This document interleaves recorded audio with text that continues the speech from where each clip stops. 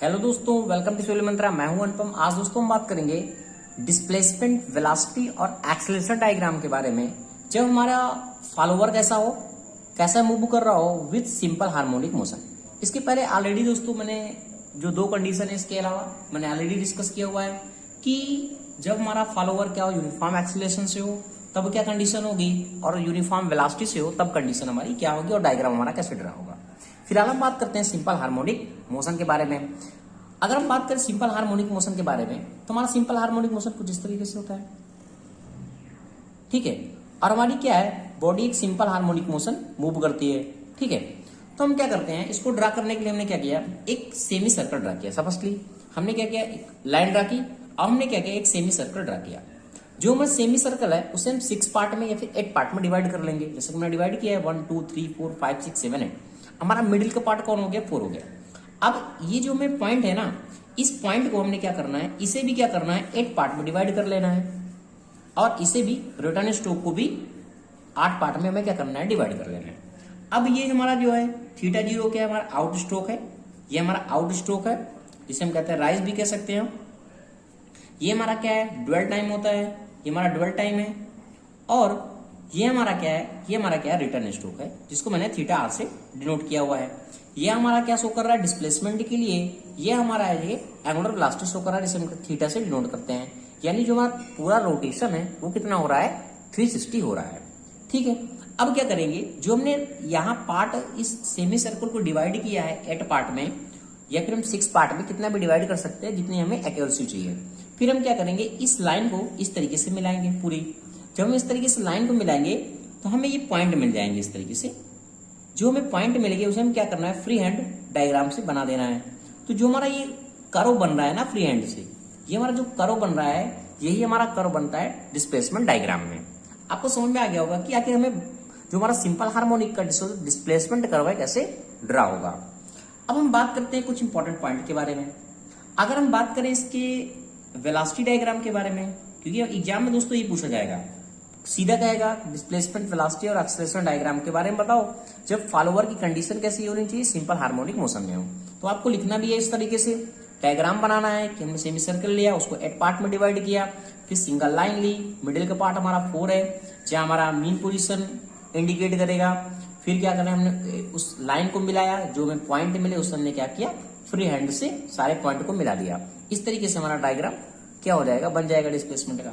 अब यहाँ में क्या है, वेलोसिटी का है, और यहाँ बनाऊंगा एक्सेलरेशन का, ठीक है। तो फर्स्टली बात करते हैं वेलोसिटी डायग्राम के बारे में। अब देखो सिंपल हार्मोनिक कंडीशन क्या होती है। सिंपल हार्मोनिक कंडीशन अगर मैं देखूं, अगर यहाँ कोई स्प्रिंग है, ये मैंने स्प्रिंग लगाया, इस बॉडी को मैं यहाँ तक लाऊं और इसको छोड़ दूं तो क्या होगा, अप डाउन करेगी इस तरीके से, यानी एक सिंपल हार्मोनिक मोशन में वर्क करेगी। एक कैम शाफ्ट का मैंने एग्जाम्पल भी बताया था उस तरीके से, कुछ मैंने इस तरीके से डायग्राम ड्रा किया हुआ था, वो क्या सिंपल हार्मोनिक मोशन में मूव कर रही थी। तब क्या होता है, तो सिंपल हार्मोनिक की कंडीशन क्या होती है कि इनिशियल पे जो हमारी वेलोसिटी रहेगी वो 0 रहेगी, और फाइनल भी हमारा जहां होगा वो भी वेलोसिटी 0 रहती है। ये हम बात कर रहे हैं अभी आउट ऑफ स्ट्रोक की, यानी कि हमारा जो कैम है वो राइज हो रहा है, ठीक है। हमारा कैम फॉलोवर मूव कर रहा है, वो राइज की कंडीशन में है, यानी आउट ऑफ स्ट्रोक है। तो हमारा जो डिस्प्लेसमेंट होता है, जो हमारा मिडिल का पॉइंट होता है ना, मीन पॉइंट, वहां हमारा क्या हो जाता है, एक्सेलरेशन हमें, वेलोसिटी हमें क्या होती है, मैक्सिमम मिलती है। यानी इस पॉइंट पे अगर हम 4 पॉइंट की बात करें, इस मिडिल पे हमें जो वेलोसिटी है वो क्या होगा, मैक्सिमम मिलेगा। यानी हमें यहाँ क्या मिलेगा, वी मैक्स मिलेगा, ठीक है। इसी तरीके से हमारा क्या है, फिर ड्वेल टाइम चल रहा है, ये हमारा ड्वेल टाइम चल रहा है। अब फिर जब रिटर्न स्ट्रोक आता है, रिटर्न स्ट्रोक में भी सेम कंडीशन होती है। अगर यही मैं कहीं 4 पॉइंट इंडिकेट कर लूं, थोड़ी लाइन मेरी टेढ़ी है, तो इस तरीके से हमारा जो बनेगा, तो जो हमारा मेन पॉइंट मिलेगा, ये वाला पॉइंट, मिडिल का पॉइंट, वहां में क्या मिलेगा, वेलोसिटी हमारी क्या होगी, उस कंडीशन में मैक्सिमम होगी। ये वेलोसिटी की कंडीशन है। और इनिशियल पॉइंट पे क्या होगी, वो क्या होगा, 0 होगा। ये हमारा किसके लिए, वेलोसिटी के लिए होता है। सेम एक्सेलरेशन के लिए क्या होता है, जब हमारा फॉलोअर मूव कर रहा है, राइज की कंडीशन में होता है, तो जो हमारा एक्सेलरेशन होता है वो स्टार्टिंग पोजीशन से ही मैक्सिमम होता है। बट जब मिडिल में आता है, इस 4 की पॉइंट पे, क्योंकि 8 पार्ट में डिवाइड किया है, तो जो मीन की पोजीशन आती है, ये पोजीशन हमारा आता है, वहां 0 होता है। फिर अगेन क्या हो जाता है, ये निगेटिव साइड में मूव करता है। यानी कहने का मतलब एक्सेलरेशन हमारा क्या है, मिडिल पे 0 मिल रहा है, बट वेलोसिटी हमें क्या है, मैक्सिमम मिल रही है। ठीक है, जो हमारा फॉलोअर क्या हो रहा है, इस तरीके से राइज कर रहा है। ठीक है, ये राइज की कंडीशन पे है। फिर हमारा क्या चल रहा है, ये हमारा क्या है, ड्वेल टाइम है। ड्वेल टाइम है कांस्टेंट टाइम एक तरह से इंडिकेट कर सकते हैं। फिर इसी तरीके से हमारा रिटर्न स्ट्रोक भी क्या है, एज नेगेटिव साइन इंडिकेट करेगा और इस तरीके से बनेगा। यानी जो हमारा इनिशियल है, जो हमारा इनिशियल स्टार्टिंग है, एक्सेलरेशन में नेगेटिव तो मिलेगा, बट क्या है, एक मैक्सिमम पॉइंट पर मिल रहा है। ठीक है, अब और सॉरी ये इस तरीके से जाएगा, और जो हमारा मिडिल का पॉइंट है वो क्या होगा, 0 होगा। इस तरीके से हमारा डायग्राम बनेगा। ठीक है, ये हमें क्या शो कर रहा है, ये हमें शो कर रहा है वेलोसिटी को और एक्सेलरेशन को, कि हमारा वेलोसिटी कहाँ मैक्सिमम होगी और कहाँ 0 होगी। इस तरह एक्सेलरेशन में कि हमारा जो एक्सेलरेशन होगा वो किस पॉइंट पे मैक्सिमम होगा और किस पॉइंट पे 0 होगा। ठीक है, इतना पॉइंट आपको समझ में आ गया होगा। अब बात करते हैं कुछ इंपॉर्टेंट पॉइंट के बारे में कि हमें वेलोसिटी और एक्सेलरेशन को हम कैसे फाइंड करेंगे। ठीक है, तब देखते क्या मैंने एस सपोज मैंने कुछ पॉइंट कंसिडर करता हूं। मैंने मान लिया जो हमारा एस है वो फॉलोअर का डिस्प्लेसमेंट है। क्या है, फॉलोअर का डिस्प्लेसमेंट है। अभी ये पॉइंट आपको क्लियर हो जाएंगे क्योंकि मैंने क्यों कंसिडर किया हुआ है। ये एस हमारा क्या है, फॉलोअर डिस्प्लेसमेंट है, और हमारी वी क्या है, वेलोसिटी ऑफ द फॉलोअर है, जो फॉलोअर की वेलोसिटी है। ये क्या है, वेलोसिटी हमारी किसकी है, फॉलोअर की है। ठीक है, इसके बाद हमने ए लिया हुआ है एक्सेलरेशन, एक्सेलरेशन किसका, फॉलोअर का, और थीटा मैंने कंसीडर कर लिया। जो हमारा कैम है वो रोटेट कर रहा है एंगल थीटा एंगल पे, यानी cam rotation angle, cam rotation angle. ठीक है, और जो मैंने फाई कंसीडर किया हुआ है, फाई क्या है कि कैम रोटेशन एंगल है, वो भी कैसे, मैक्सिमम के लिए। ठीक है, तो कैम रोटेशन एंगल आप लिख सकते हैं, rotation angle for maximum follower displacement. ठीक है, ये आपको पॉइंट समझ में आ गया होगा। अब देखो हम कैसे फाइंड करेंगे वेलोसिटी को और एक्सेलरेशन को। ठीक है, अगर हम बात करें कोई एनी इंस्टेंसेस टाइम पे, तो जो हमारा आउट स्ट्रोक होगा, अगर हम टी नॉट की बात करें, टी नॉट हमने क्यों कंसिडर किया, आउट स्ट्रोक के लिए। टी नॉट को मैंने दिखाया हुआ है टी 0 से, तो हमारा कितना होगा, 5 जो हमारा कैम का रोटेशन का एंगल है, और हमारा क्या, ओमेगा, क्योंकि क्या है, जो एंगुलर वेलोसिटी हमारी क्या है, ओमेगा है।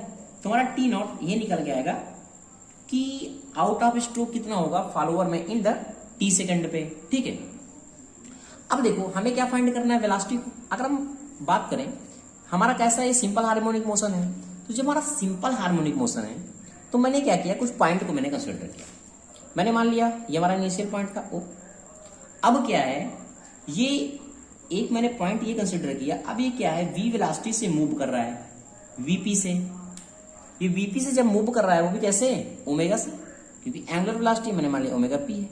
अब एक पॉइंट मूवमेंट के बाद जब ये कंटिन्यू ऐसे मूव कर रहा है, तो एक डिस्प्लेसमेंट हमारा जो हार्मोनिक मोशन बनेगा वो मैंने मान लिया पी डैश है, यहाँ कोई पी डैश की वैल्यू बनेगी। और ये टोटल जो इसका एक तरीके डायमीटर है वो कितना एच है। ठीक है, यहाँ पे कोई पॉइंट समझ नहीं आया, समझ में आ गया होगा। ठीक है, तो अगर हम बात करें वेलोसिटी की, यहाँ वेलोसिटी की हम बात करें वीपी की, ठीक है, peripheral velocity of at point P के लिए, ये तुम्हारा पॉइंट पी है, तो क्या होगा, डिस्टेंस होगा, डिस्टेंस अपॉन टाइम। ये हमारा फॉर्मूला होता है वेलोसिटी का। अब डिस्टेंस हमारा कितना ट्रेवल कर रहा है, ये कितना ट्रेवल कर रहा है, पाई एच अपॉन 2, क्योंकि मैंने क्या किया, एच कंसिडर किया हुआ है।